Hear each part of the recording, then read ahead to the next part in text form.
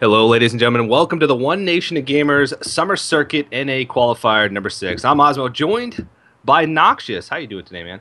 I'm doing great. I'm actually done casting for the Archon Team League a bit earlier, so that's like my second cast of the day, which is pretty nice.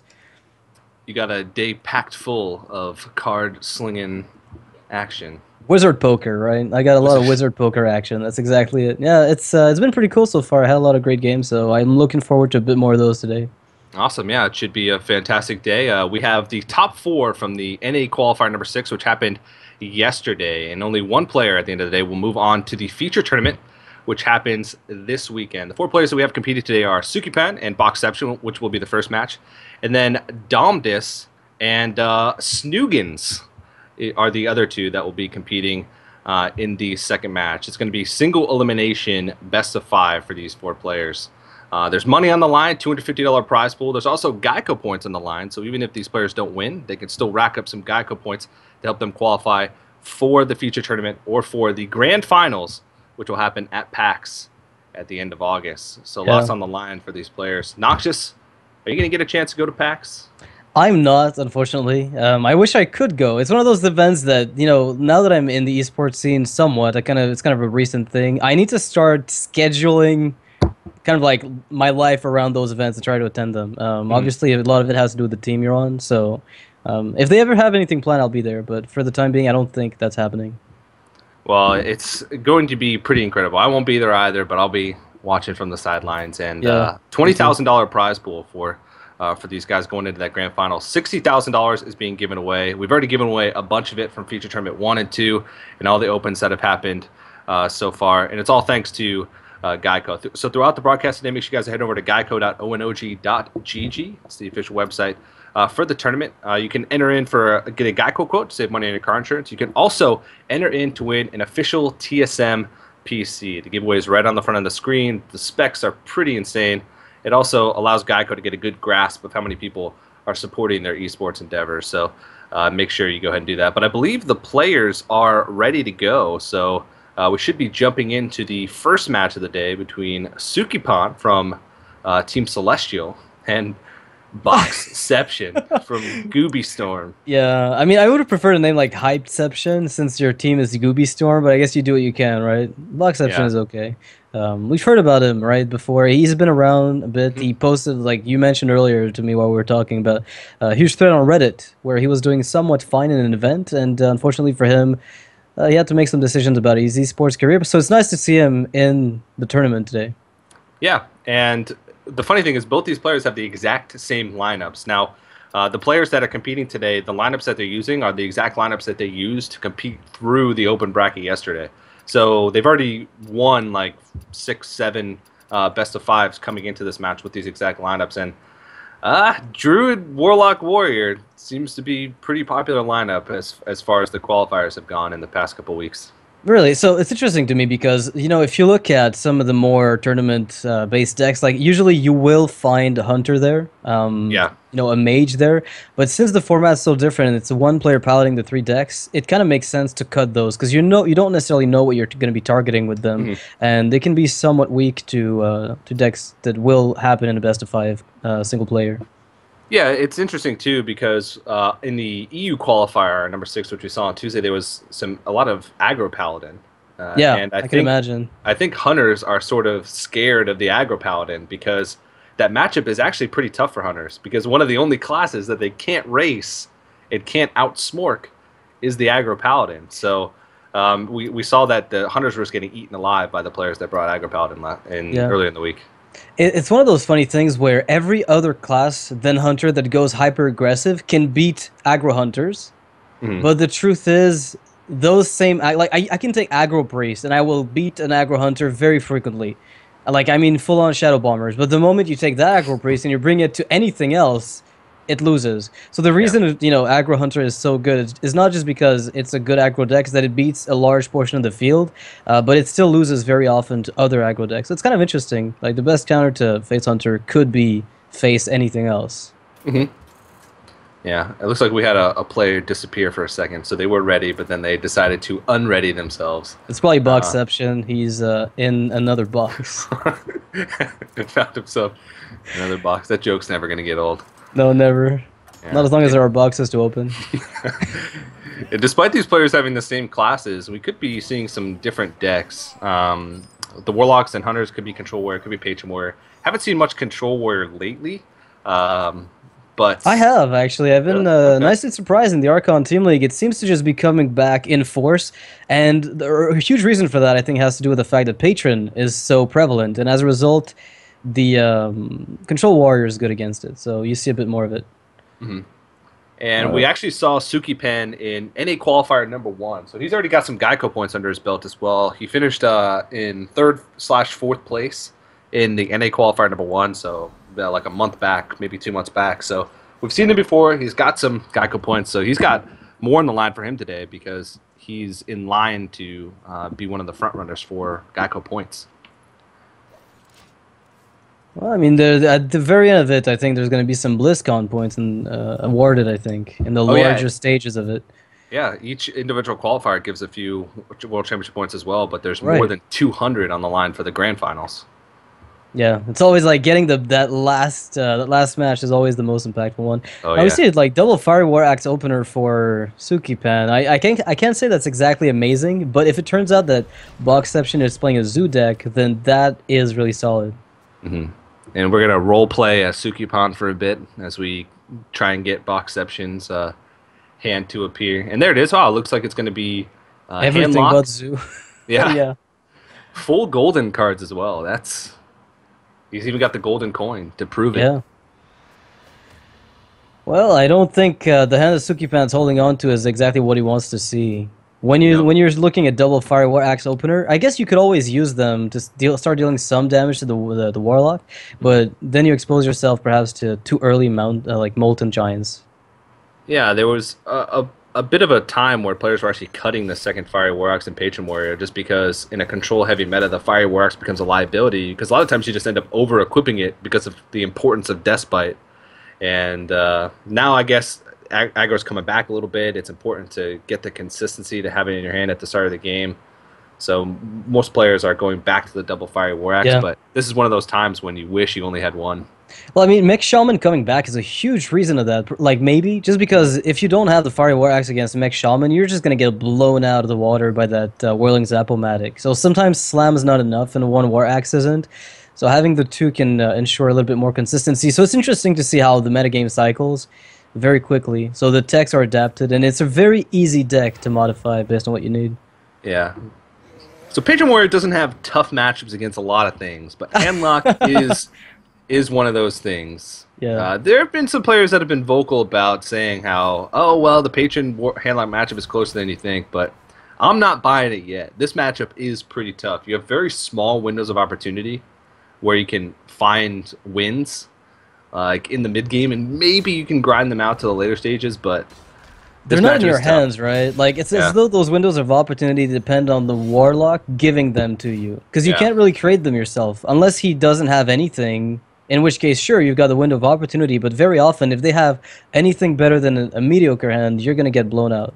Mhm. Well, It's a little bit off awkward turn. yeah, Can't that's play not a threat. exactly what you want to be playing just yet. But you know, he does have double. He does have his double heal bot, so sometimes you're worried about the OTK coming from the Warriors. And as a result, what you want to do is make sure that you're top tough to force him to have a crazy frothing, not just a good frothing, but a crazy one. And this is possibly a situation where that could work. Yeah, you talked about the Warlock giving the windows of opportunity, but you also, in combination with that, you have to draw through an absurd amount of your deck early in the game Right. to get to the point where you have enough pieces of your combos to even pull it off, capitalize yeah. on any windows that you're given. So it's not there yet for Yeah. Sukipan. He's still a far ways off from being able to make some big turns. You can make a lot of patrons, but a lot of patrons usually is not what you need against Warlocks with how much effective AoE they have. Yeah, that's the thing. You're really afraid of Hellfire just ruining everything. So I guess at this point he's still looking for the Warsong Commander, obviously the most important card in the entire deck. What's also interesting is that Emperor Thorsten, even if it were to be found right now, doesn't accomplish too much.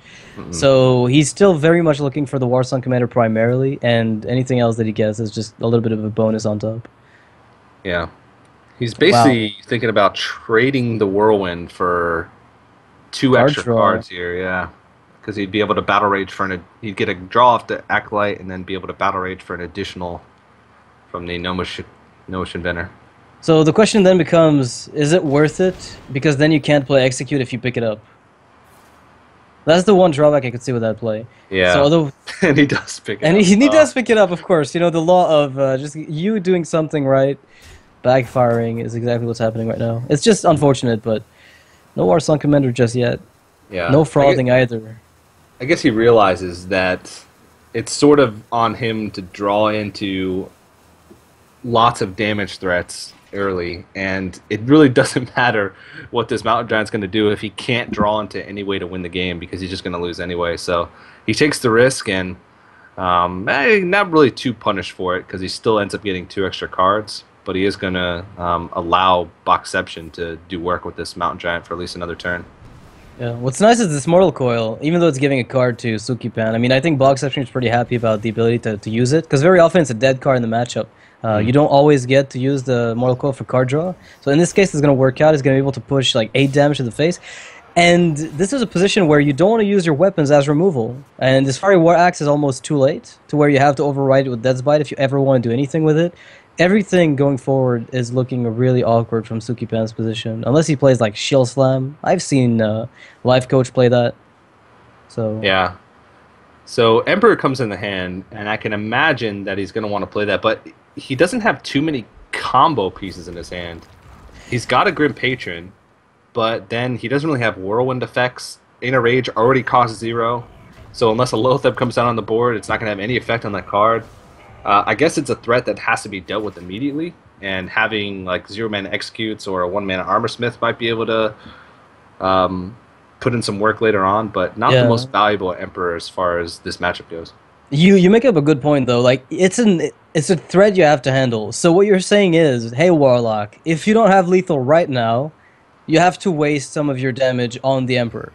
So it's either the Warlock kills you right now, which I guess you'd be willing to accept. You know, Iron Beak Owl on the Watcher plus Dark Bomb PO or something along those lines, and you'd be dead. Or he's going to have to waste some of his time on the Emperor, which is, again, buying you even more time to dig for that Warsong Commander, which is probably going to actually snowball into a victory if he gets it. Yeah, he's got a lot of pieces.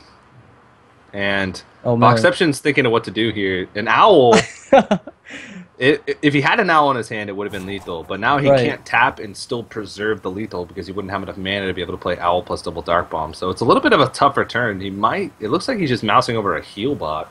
Dark Bomb and heal bot. Yeah, I think that's the play he's looking for. The thing is, now you're giving that slime to the warrior, which he can use to start, maybe making patrons. Yeah. Which could be a big drawback. It doesn't seem like that much, but you're effectively giving him a free whirlwind effect in many ways. This is that window of opportunity, though, that we talked about. You're right. That's exactly it. Then he has nothing to abuse it. Wow. Yeah. He had a lot of card draw early on. He got a decent battle rage. He got an Acolyte early on that got 3 draws out of it.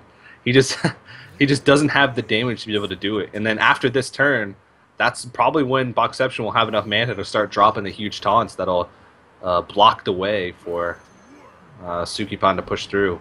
We'll have to see, though, because Patron can do some pretty crazy things, especially now since he's going to draw through even more of his deck. Yeah, I think at this point, though, the Warriors is in a very stable position, because the Warlock has no board. If a board gets developed, you've got your Execute on the back end, you've got the Armorsmith set up. If an AoE hits, you're going to be somewhat protected, and if he doesn't AoE, then you're just going to keep, punching him in the face repeatedly for a little damage at a time, and no Molten Giant's possible. So... yeah, and this is actually a lot of damage from Sukipan's Where's Shadow Flame? Like, you basically need Shadow Flame at this point. Yeah, it's true. Oh man, this must feel so excruciating in Boxception's position. You expect Hellfire to come to the rescue here, but it's missing in action. So he's got Twilight Drake, which is a threat, and he probably can afford to tap if he wants to just play the Sun Fury Protector. But I imagine he's definitely going to want to build up some type of wall this turn, because he just saw his opponent draw like 4 cards in the turn with Battle Rage, plus another this last turn. He still has like 4 cards in his hand that were reduced by Emperor, so he's afraid that he might just die next turn. Yeah, I think the Emperor play is what really makes you super scared. Like, it's probably one of the most impactful cards in the entire Patron deck. So when you end up seeing it come down, if you can't kill your opponent right away, you expect to die soon after. And it's the case that Boxception simply has no counter pressure. He's on the defensive, and the last thing you want to do as handlock in this matchup is be forced into defensive position against a warrior who's got options. Yeah, so he is going to build up a wall here, but it's not really that impressive of a wall. But still, Sukipan whiffs. Where's the War Song, man? Yeah. Where's that card? It's crazy if you think about it, because we often talk about how Patron is a great deck and Frothing Berserker is a good card, but without War Song Commander, they're all nothing. They do absolutely nothing. Yeah, Frothing Berserker becomes an Illuminator that doesn't heal you. That's pretty much it, really. It gets killed by Death Bite on curve. Yeah. Give them Mortal Coil value with the Dark Bomb. He can dig for it here, and if he finds it, he can still have enough mana. No, he can have enough mana to Inner Rage, but that'd be about it. Oh, well, you could try it out, but you have the Death Bite to set up a better Whirlwind on the following turn. Yeah. You're gonna have to take it, right? Loot Hoarder. See, that's the card I don't see in every deck now. Shield Block tends to replace it for some reason. A lot of people have started putting like 2 shield blocks as a very standard inclusion, and Loot Hoarders are kind of gone. Yeah, you can mix and match with a lot of the cycle that you have in the deck, depending on like the meta. He might be running like 1 Loot Hoarder, 1 shield block, because we did see a shield block earlier. Best of both worlds. I just remember back when Patron was first released, like, yeah, so many variants of it. Like, some of them were like, yeah, I run double Drake, double Loot Hoarder, double Novice Engineer. I just want my combo. And then that fell to aggro so hard, it wasn't even funny. So people started, modifying it a bit, including ghouls. Some people put in Belchers at the beginning as well. Right, yeah. And the interesting thing is you have to strike a perfect balance between how much you want to draw and how many combo pieces you want to put, because the ghoul effectively counts as that. So do you want to put more AoE or do you want to put more draw? And that's really tough to decide. Yeah. All right. Boxception has a Shadow Flame in his hand now, but it feels like it's a little late at this point. He hasn't really tapped that much this game, so he's not really getting far down. He had a turn where he had 5 floating mana and couldn't play anything else besides Healbot, so he basically never got to the point where he could play a Molten Giant, so that's been sitting dead in his hand. There's one thing to say about the fact that there's still no frothing either for Sukipan. So even though he gets a Patron is not really what kills the Warlock player. It's very often a Patron play plus the frothing just ruining... Well, never mind. Okay, I'm going to just go out and say that this is lethal. Lethal.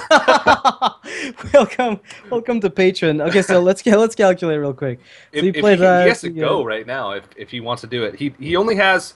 If he plays Warsong, Frothing, and Grim Patron... He wins. There's no way he loses. There's absolutely 0 way for him to lose this. He only has 1 Whirlwind effect, though, but he does have an Inner Rage. Well, he's got the AoE, he's got Whirlwind, and he's got Inner Rage. He's got, like... No, he's going with the 5-mana Patron. He's not going to go for it.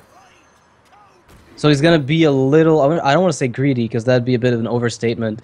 But he's going to be cautious. The thing is, now he's ruining, quote-unquote, one of the Whirlwind effects that he could use on the Frothing. Yeah, and that is a really big deal. And he's still got some more. Like he can apply, but the ghoul works, right? Pressure without victory is not necessarily what you want against Handlock. Oh my god, is he really going to use the ghoul? I disagree with this ghoul. Well, it doesn't matter.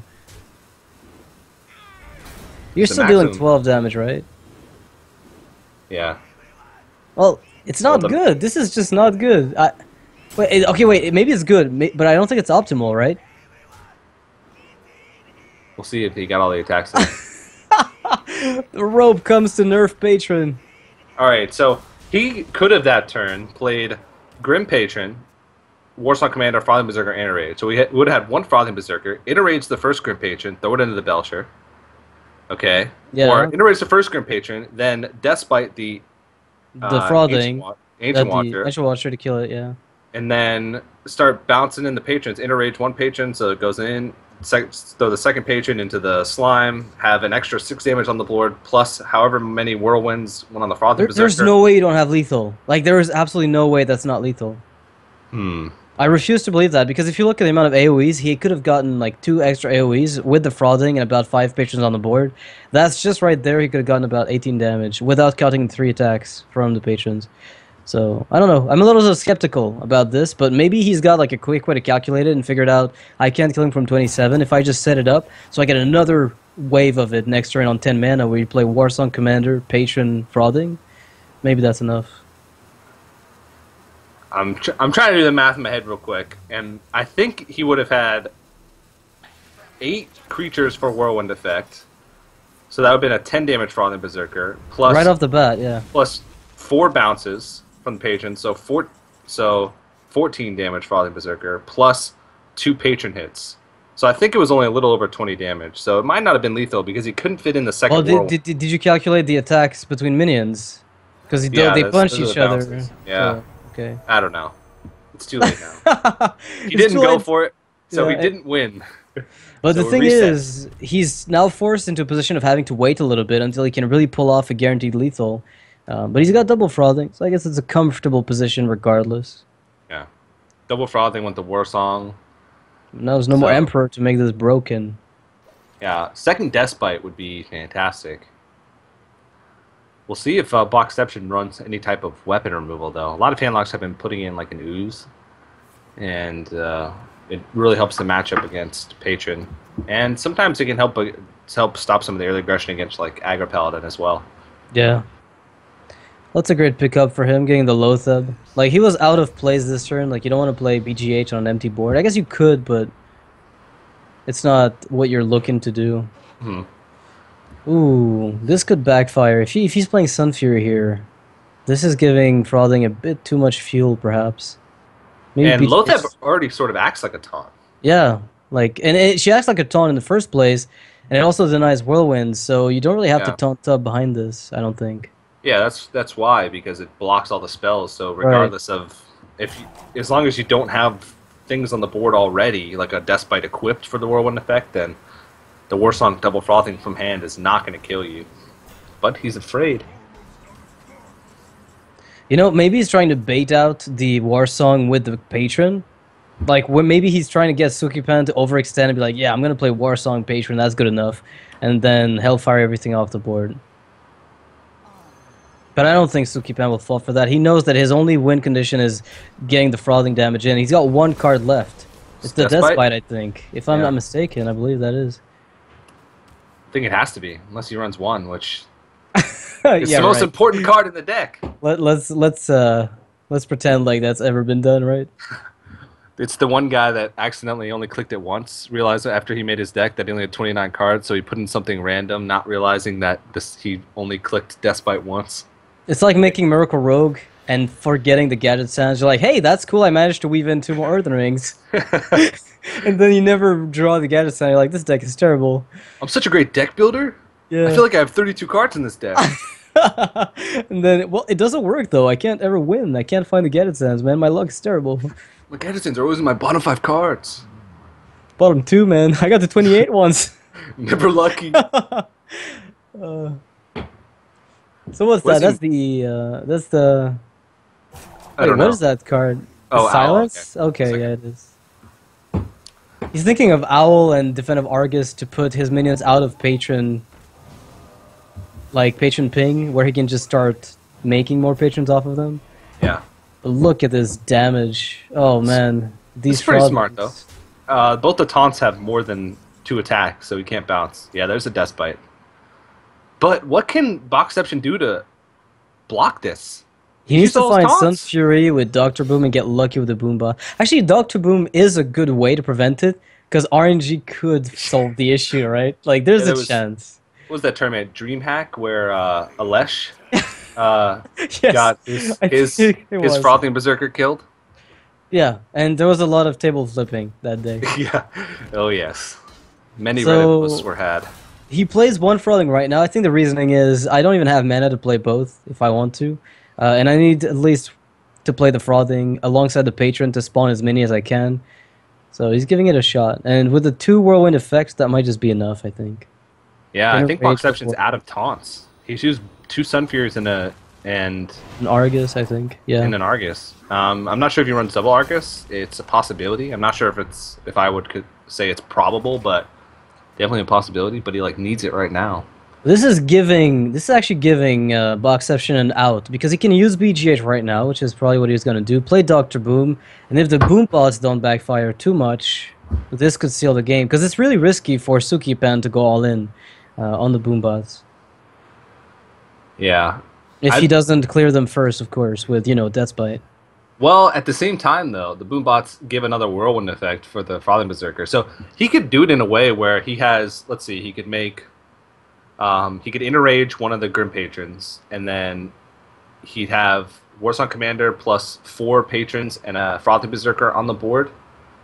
So that means he would have 6 targets. So it would be 2 Boombots. So not only would they have to hit the Frothing Berserker, they would have to hit the Frothing Berserker for 3. So we'd have 2 out of 7 twice, and then a 50-50. Yeah, and now this play here from Boxception said, I want to mitigate the amount of minions I put on the board for your last burst, because if I can survive this, you lose the game. The thing is, there's going to be a patron charging in for 5, and then there's going to be 3 more for 3 each, and the Frothing Berserker on top of that. That's going to be a bit painful to handle. I think it's 14 damage plus 6 creatures, Whirlwind, plus creatures taking an extra plus Death's Bite, damage. so it's plus 1. It has to be 11. Yeah. Is it 11? Oh no, he's got the Death Bite damage. I think too. Yeah, that's enough. Death Bite adds up to lethal with like a bit over. I think it's like 2 or 3 over. That was a perfectly played game. I feel from Boxception though. Maybe there's like one play with the Sunfew Protector once that we kind of debated upon, but overall, I'd say that was a really well played game. Yeah. Wow, man, he's like 1 over lethal. It's pretty nicely calculated there by Sukipan. 1 life tap too many. 1 life tap too many. I'm gonna go ahead and say that Sukipan did not have lethal on that one turn. That's possible. He seemed to navigate that really well. So yeah, he probably pre-counted it and realized that he was probably like 5 something damage short. And that was a pretty grueling game, though. For Boxception, that might be a little bit of a morale hit that he played such a long game. Felt like he probably played pretty well, and to lose anyway. I think he did. Then again, we were talking about, how likely you think one or the other of the decks is likely to win. I think Handlock is sometimes overestimated as a hard counter to Patron because they can still pull off wins, but you saw how much it took from Sukipan to get it off. Like, he had to draw his entire deck. Literally his entire deck. Like, his entire deck completely, and he was still just 1 over lethal. Oh, man, you know what I should do? I should make an application to calculate patron damage based on your current board screenshots. Good luck. And I could sell this. I could sell this for millions. Yes, you could. Yes, you could. So Boxception is going to throw out the Handlock again, and Sukipan's going to throw out the Druid. Now, both these players have Druid in. I talked about Druid being a popular pick, but it was a popular pick in combination with like 2 aggro decks. Like on Tuesday, players were playing like Aggro Paladin Hunter and then Druid. So what they would do is they'd get like 2 quick wins with their aggro decks and then fall back on Druid to like you have 3 games to draw Wild Growth once. That's a great point because you're likely to at least find one of those games, and then Wild Growth will carry you to victory pretty much on its own. Yeah. Sukipan has Patron, which is sort of similar, but then he's got Warlock as his last deck. I'm curious to see what kind of Warlock he's going to be running with this lineup. But yeah. A lot of the Asian scene favors Druid more than the Western scene, especially lately. Oh, there's a lot of variance, I think, with Druid. That's what people say. It's kind of like when you look at Mech Shaman and Tempo Mage. You say, well, sometimes their draws are just complete garbage, right? They get a lot of spells, they're locked down in the early game. Druid without Wild Growth or Innervate just feels like you're sluggishly going through your tempo, and you never get... Handlock has the unfair Mountain Giant, for instance. They get an 8/8 for 4 mana. You don't have anything like that without Innervate, so... Yeah. Oh man, this hand though from Boxception, the double Mountain into Drake, that's pretty intense. It's one of the best, as long as the Druid doesn't have BGH in their opening hand. And yeah, Sukipan did not hit the BGH, and he actually has an Ooze in his Druid deck, which has actually become pretty common, but it really doesn't help in this matchup, unless you get to the really late stages of the game. Yeah, where Drax comes out. Draxus, yeah. And this type of matchup doesn't usually go that far, because either the Druid just whiffs and gets blown out of the game early on with big threats, or the Druid is hitting their draws on point and they win the game on turn 9 with combo. So yeah. All right, so it's kind of an interesting situation for Sukipan because none of the plays that he can make really probably please him. Um, you can't No. really deal with those giants using keepers because you have to keep those inevitably for the drakes that might come out. Although in a position like this, it might be the case that you have to keep your wrath just to kill the giant. Yeah. Do you ever cycle like wrath for 3 and then cycle for 1 with one of the others? Well, he did. Whoa, that's everywhere now, isn't it? Ancient of War and Druid just seems to pick up a lot of popularity. Yeah, it's so good against a lot of the decks right now. Against Patron Warrior, against Aggro Paladin, against... it's one of those taunts that... I mean, it's expensive, but it's still a 5/5 even when you silence it, so it challenges the board pretty heavily. Alright, well, Diaz gets played as a tempo play. I can't really blame him for that. And he picks up a really good body out of it. Mm-hmm. 4-3 to plays the 4-3. He sets it up to where he can still deal with it with like a keeper if he Hellfires.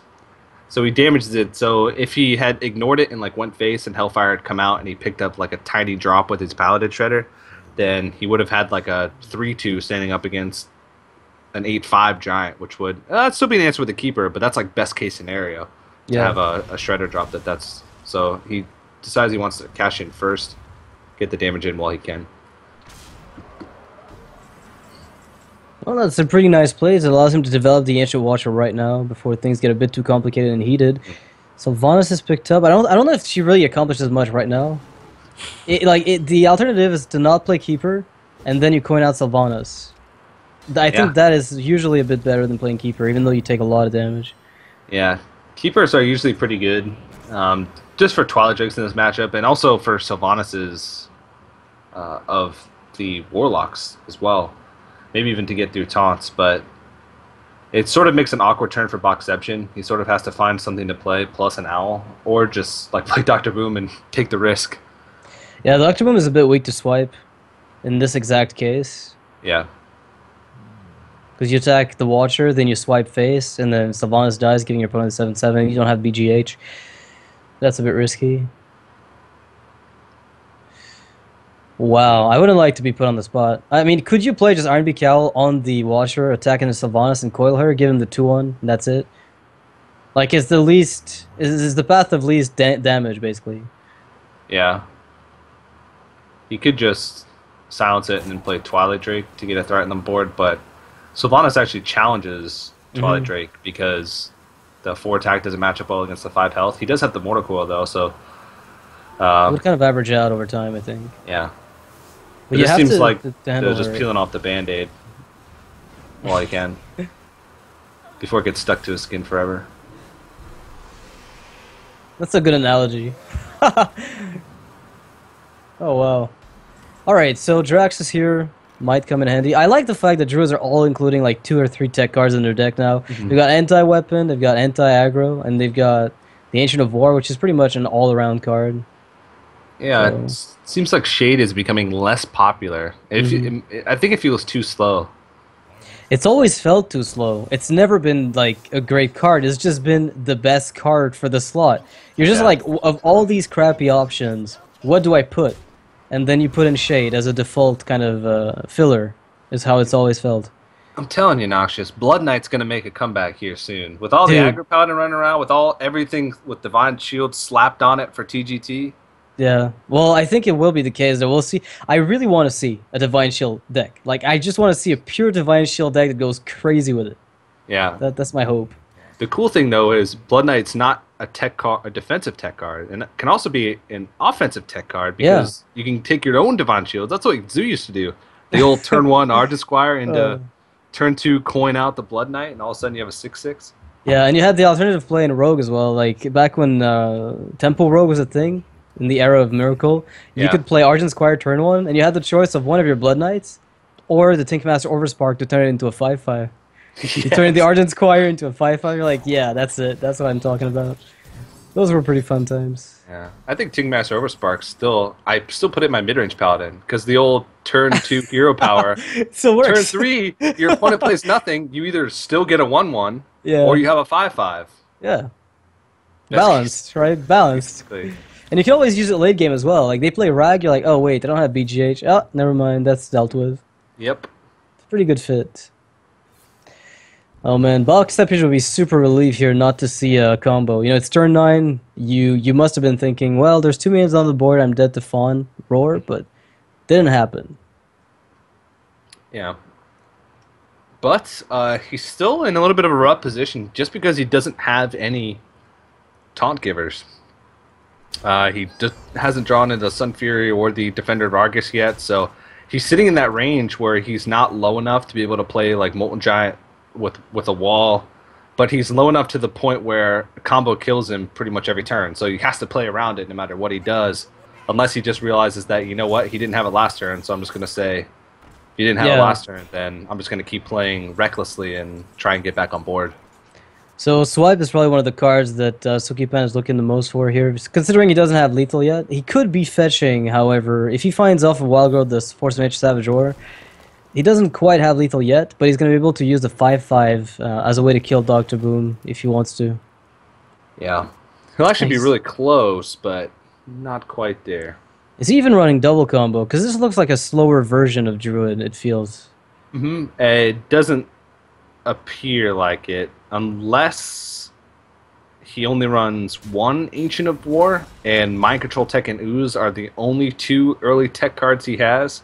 He might have room for it, but I think he probably runs like double Sludge Belcher instead, which if you run double combo plus an Ancient of War, you have to cut like a Sludge Belcher or one of your 5 drops. Yeah, so you cut a Druid of the Claw or maybe a Jure Drake from some of the lists that are being played right now. Like, you'd have to find room for it, which is a bit tough, I think. Yeah, so probably just one combo. Maybe... Yeah, probably just one combo.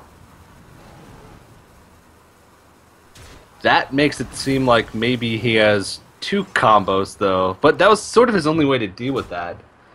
And he actually is getting pretty low health. He's only at 9, so maybe he just felt desperate and said, you know what, I need to give up a piece of my combo because I just need to survive for now. Ragnaros Dark Bomb, let's do this. You saw Savage Roar, you've got to feel good about that, right? I would feel good about it. What? You don't even need the Dark Bomb. Just Boombot into the Sludge Belcher, it'll hit the face for 4. You're right. How did I forget about that? How did I ever forget? In fact, he doesn't even need Rag. He can just Dark Bomb Hellfire. Yeah, that's right. Easy life. Like a 50-50 to win. Actually, you're right. Like, you're laughing, but it's a pretty good chance to win. It's not that bad. Alright, so he'd only need 2 damage. It would be a 50-50 whether or not Boombot hit face, because he'd kill the Keeper of the Grove with the Hellfire. And then the Boombot, if it did hit face, it would only need to hit for 2. 3. Yeah, 3. We'd have to hit for 3. Oh, yeah, for 3. But still, I mean, it's a 50-50 on the kill, right? Because it's 3 to 4. Yeah. And you've got 50... Yeah, I guess it's 25% chance, ultimately, like, to win.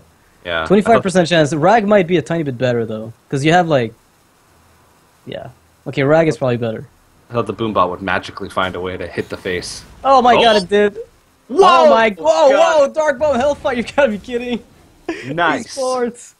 And he didn't even kill the Keeper first. Did you see that? Didn't even care. Like, you know, what's a Boombot to me? Well, the Hellfire, this is the safer play, because if the Boombot hit like something else, he could just say, screw it, I'll just play Rag. Yeah. But that was pretty cool way to win the game, and Boxception's gonna tie it up 1-1.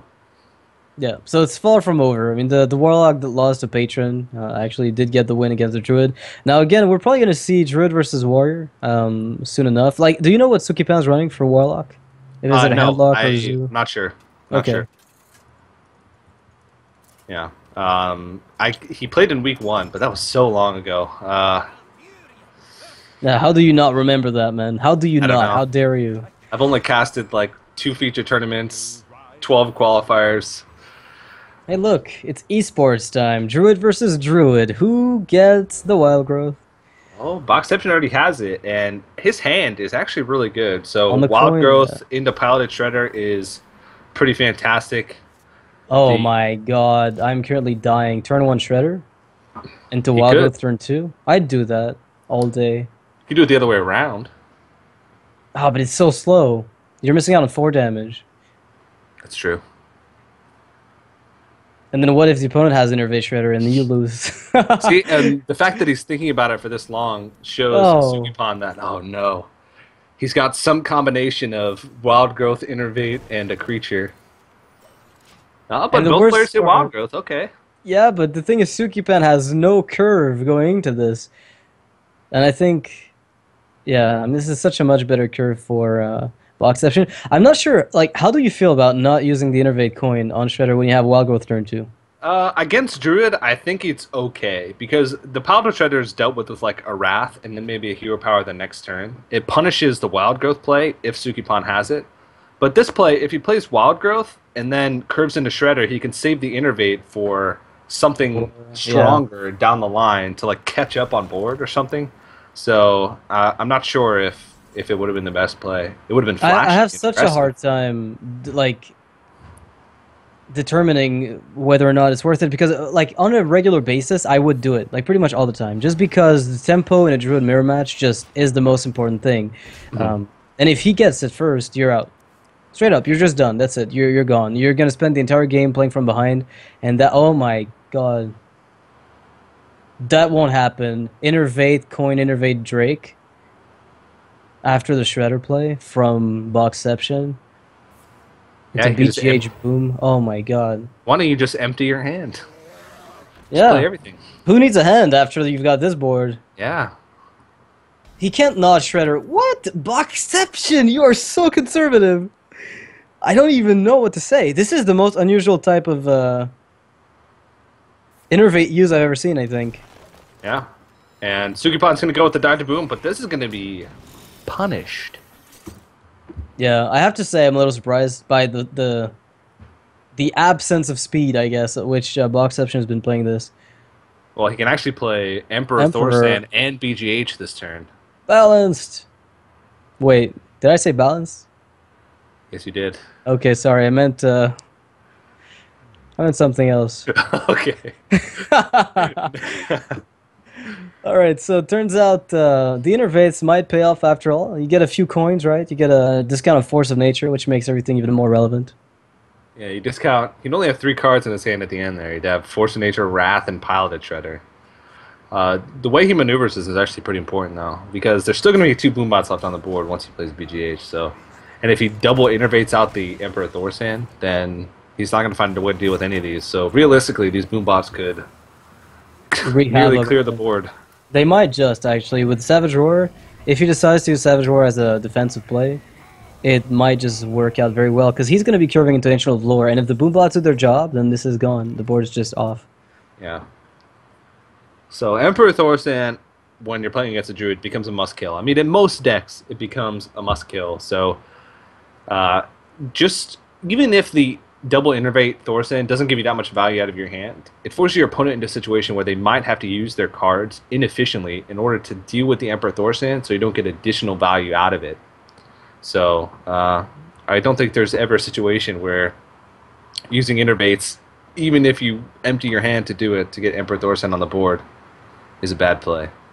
The combinator rakes of, what you're playing around when Emperor falls down are just too numerous. Like, at some point, you just have to give up on calculating what could kill you. And that's what's really worrying when you're facing off against a Druid who played Emperor. Because usually you're worried about Innervate, but even when that's gone, there's still like another unfair tool on top of it. Oh man, if he Savage Roars here, he does nothing else. And he just gonna decides not Sylvanas. to. Ooh. Esports Boombots could do this. Oh, that's not too bad. And what does it attack? The face. Oh, okay. I expected an attack on the Drake or Emperor. See what it did. But I guess he wants a freshly... a full health minion is what he's looking for from Sylvanas. So the Sylvanas does become sort of problematic though. So I'd imagine he's just going to try and cycle here with Wrath, and then evaluate. Keeper would be a great draw, so then he could just slam face, ignore the Sylvanas, and pick up another reduction from the Emperor Thorsan. But Another Emperor reduction would be... Well, I guess you could use Force of Nature to get him those 2/2s with Char to just do nothing. But then you're using a Force of Nature and Wrath to deal with Sylvanas, and if it backfires at a 50% rate, you're ruined. You just wasted like your Force of Nature on Sylvanas for almost no gain. there have been He's some doing it. really tough turns so far in this series. 50-50. Who gets the dream? He doesn't attack with the Drake first, didn't he? I think he didn't. He attacked. Oh face man. with the Okay. Drake. He I did don't attack think he with the did. Drake first. No, he's at 22 health. I don't think he did. He would at Yeah, least be at he attacked 21. with the Drake twice. Well, how's he at 22 then? Oh yeah, I think you're right. Yeah, he forgot the Drake this time, so he wasted the attack with the Drake. I guess he thought about killing the Boombot if things didn't pan out, or if he got a 2-2. I don't know. Yeah. Well, whatever. He's still fine. He got his own. He's getting to keep his Emperor Thorson for now. He could Savage Rook clear here and use the keeper. But then he's ruining his curve. You're thinking he's only got 2 cards. Like the maximum cards he could have next turn is it's just like double Savage Roar. They're gonna cost 0. Well, Ancient of Lore is a really big threat. If he's got Emperor and you don't deal with it, you're like Ancient of Lore is just going to punish you. Yeah. Harder than you could imagine. Although we did see an esports Boombot earlier in the Archon Team League. But he got like a 1 attack on Shield Maiden and it killed her. Oh god, Savage Roar's lowered. Everybody run away. If he hits a second Force of Nature here too, it's going to be pretty good. But he doesn't really hit too impactful of cards. Wild Growth, I guess it'll be a 1-mana cycle in turn 10. Yeah. So it turns out Sukipan is actually not in that bad of a position. If you could just stabilize the board, like you play Lotheb here to make sure nothing hits you. Like if you expect the combo to have been discounted, Lotheb could actually save you a little bit. You mentioned earlier Savage Roar could be used to help clear. That's still true. So it depends on what the Boombot ends up doing. Do your worst, Boombot. No way. Okay. Okay. I saw the Boombot aiming for that Emperor, like, hey, I'm gonna get this guy down.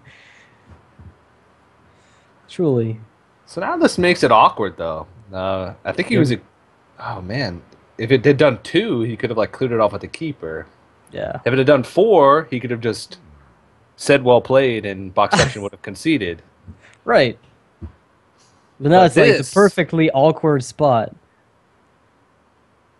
And the thing is, Boxception missed out on the 4 damage from the Drake earlier too. So if he ends up being 4 off lethal, this will be a little amusing. Although maybe he didn't miss the attack. From what I followed, I didn't see it. Alright, well let's see if Botted Shredder will do anything for you, man. If you do that, you have to trade the 5-5 into Emperor. Or do you just silence Emperor and kill a 5-5? Is that better? Did he even... He just... Yeah, he just... He just went for it. Yeah. I don't even know what that was, but he did it. So he did something. This is what I guess he did, right? Yeah. So this player did something. Top level casting right here with Noxious and TJ. These players are playing. Maybe he was running out of time and he meant to go for the silence, but went the damage instead. I don't know, because that is really questionable. That would have had just as much of an effect if he had done the 2 damage to the face, I think. Because that Emperor Thorsan, when you're sitting at 17 health, that thing's going face. Yeah, well, the truth... It's not trading. The truth is, like, this 5-1 at least now dies to your keeper. So by doing this, you're setting it up so your keeper can actually get the kill, or you can use Force of Nature in that way, too. I suppose. I suppose. So he's looking at 24 damage from combo, not quite enough to kill his opponent. There's going to have to be probably... I mean, if you don't... Yeah, you have to use your Force of Nature to clear stuff. You can't just go face here.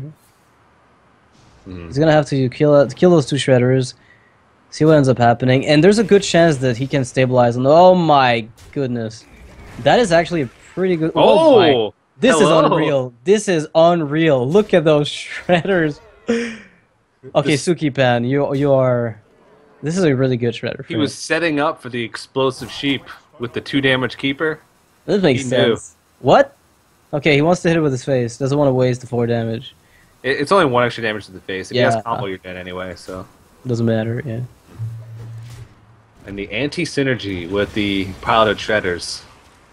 And just like that, it seems like a different game. Well, Druid of the Claw could change things around.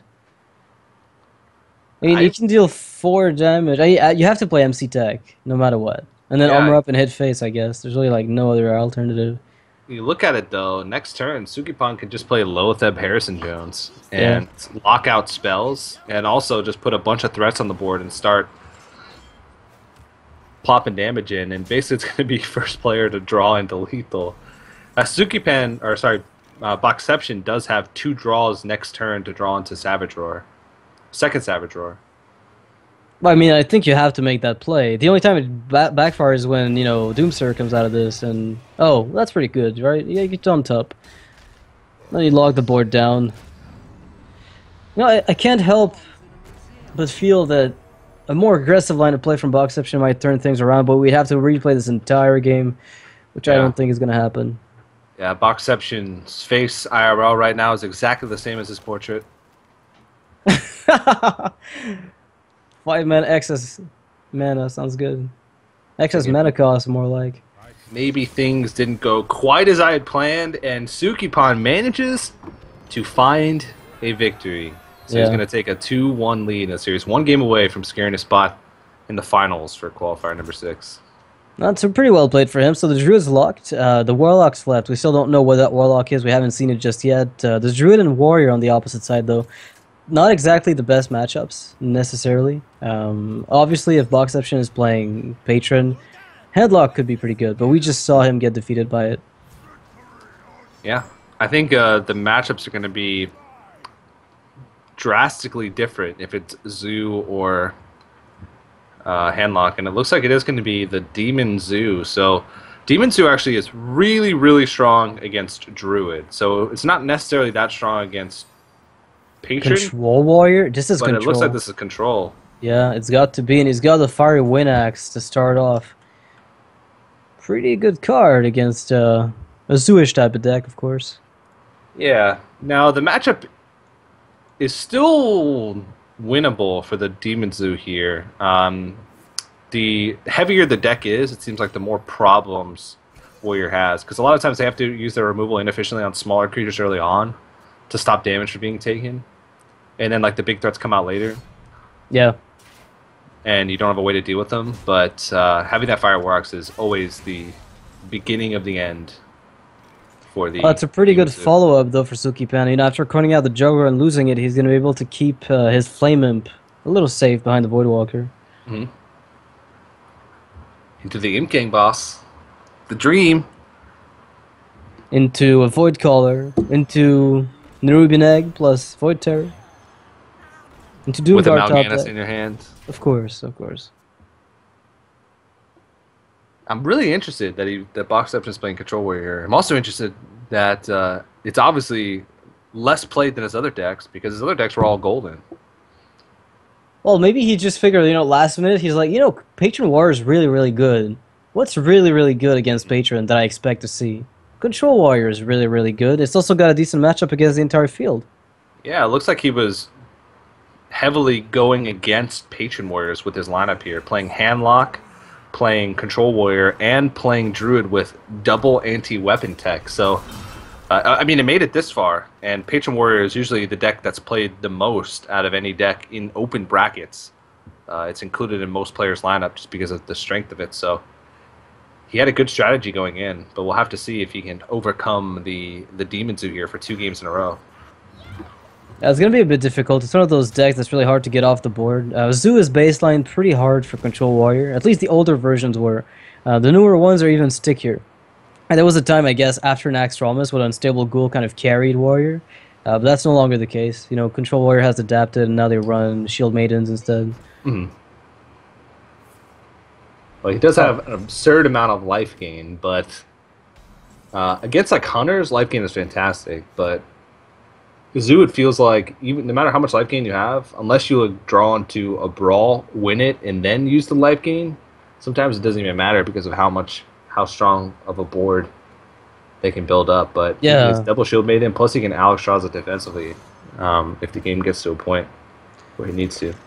Yeah, I guess that's the really quirky thing about life gain is that if the opponent has 10 damage on board and you're healing up for 5, sure, you're stalling a little bit, but unless you're going to start doing something to remove the board, you're still going to have a health deficit over the long term.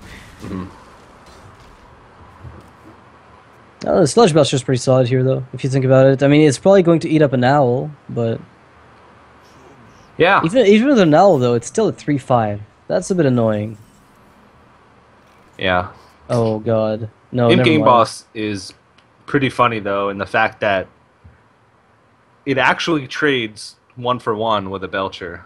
Yeah. if both are attacking into each other. Because Yeah. the 2 damage goes in, and then you have 3 damage left on the board, and then the Sludge Butcher goes in again, but then you have 2 imps left. So the Sludge Butcher only wins out with like 1 power remaining on the, or 1 health remaining on the On slime. this line. Yeah. And But considering how insane Belcher has been, widely recognized to be, that's kind of impressive. Wow. Goodbye board. If there was a brawl right now in Boxception's hand, this game would be straight up over almost. yeah, at this, and if you're Sukipan at this point, you just have to say, you know what, I just have to hope that he doesn't have it Yeah. and go for it, because if he doesn't have it, you basically win, because that board is scary. If he does have it, I'll take it. Yeah. So be it. yeah, your hand's empty. We're gonna be live tapping for a long, long time to catch up. No brawl at the moment, and that's no help. I mean, this Harrison Jones does nothing. You have to start playing Shield Maidens defensively. Hope you can stall long enough. This is kind of exactly what we were talking about, right? Like, you've got a board, you're having life gain, but it doesn't matter because you're still taking a huge amount of damage in the process. Like, it does nothing to you that you have life gain. But this is 10 damage prevented, basically. 6 mana, gain 10 health. It's alright. Yeah, pretty efficient board clear here. He's getting damage onto the face as efficiently as possible because he's getting the extra juggle from the Imp Gang boss. Like, he could have traded the Nerubian there, and which was 5 damage. It could have just gone 5 damage in, but then he'd miss out on the juggle, and now he just makes the board that much tougher to deal with. Alright, so question. Do you have to Cruel Taskmaster the Direwolf Alpha, or do you have to Cruel Taskmaster something else and execute it, then play the Acolyte?